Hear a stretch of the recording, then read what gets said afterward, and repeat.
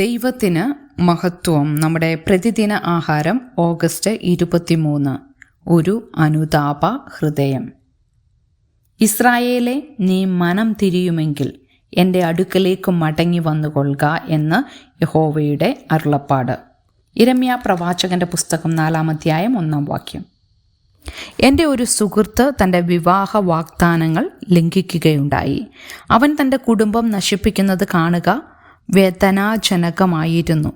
ഭാര്യയുമായി അനുരഞ്ജനത്തിന് ശ്രമിച്ചപ്പോൾ അവൻ എൻ്റെ ഉപദേശം തേടി. വാക്കുകൾക്ക് അപ്പുറമുള്ള പരിശ്രമം നടത്തണമെന്ന് ഞാൻ അവനോട് പറഞ്ഞു. തൻ്റെ ഭാര്യയെ സ്നേഹിക്കുന്നതിലും പാപത്തിൻ്റെ ഏതെങ്കിലും സാധ്യതകൾ നീക്കം ചെയ്യുന്നതിലും അയാൾ സജീവമായി പ്രവർത്തിക്കേണ്ടിയിരുന്നു. ദൈവവുമായുള്ള ഉടമ്പടി ലംഘിച്ചുകൊണ്ട് മറ്റു ദൈവങ്ങളെ പിന്തുടരുന്നവർക്ക് സമാനമായ ഒരു ഉപദേശം യിരെമ്യാ പ്രവാചകൻ നൽകി. അവനിലേക്ക് മടങ്ങുക എന്നത് പര്യാപ്തമായിരുന്നില്ല, എന്നാൽ അതൊരു ശരിയായ തുടക്കമായിരുന്നു. അവർ പറയുന്ന കാര്യങ്ങളുമായി തങ്ങളുടെ പ്രവർത്തനങ്ങളെ പൊരുത്തപ്പെടുത്തേണ്ടതുണ്ട്. മ്ലേച്ഛ വിഗ്രഹങ്ങളെ നീക്കം ചെയ്യുക എന്നതായിരുന്നു അതിനർത്ഥം. അവർ പരമാർത്ഥമായും ന്യായമായും നീതിയായും പ്രതിജ്ഞാബദ്ധത പാലിച്ചാൽ ദൈവം ജാതികളെ അനുഗ്രഹിക്കുമെന്ന് യിരെമ്യാവ് പറഞ്ഞു. ജനങ്ങൾ പൊള്ളയായ വാഗ്ദാനങ്ങൾ നൽകുന്നതായിരുന്നു പ്രശ്നം. അവർ പൂർണ്ണ ഹൃദയത്തോടെയല്ല അത് ചെയ്തിരുന്നത്.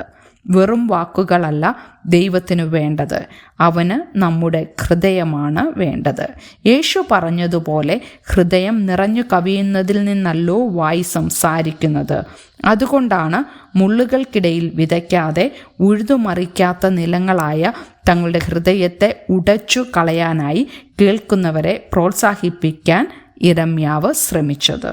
ദുഃഖകരമെന്ന് പറയട്ടെ, പല വ്യക്തികളെയും പോലെ എൻ്റെ സുഹൃത്തും ശരിയായ വേദപുസ്തകം ഉപദേശം ശ്രദ്ധിച്ചില്ല. തൽഫലമായി അവന് തൻ്റെ ദാമ്പത്യ ബന്ധം നഷ്ടമായി. നാം പാപം ചെയ്യുമ്പോൾ ഏറ്റുപറഞ്ഞ് അതിൽ നിന്ന് പിന്തിരിയണം. പൊള്ളയായ വാഗ്ദാനങ്ങൾ ദൈവം ആഗ്രഹിക്കുന്നില്ല. ദൈവവുമായി യഥാർത്ഥത്തിൽ യോജിച്ച ഒരു ജീവിതം ദൈവം ആഗ്രഹിക്കുന്നു.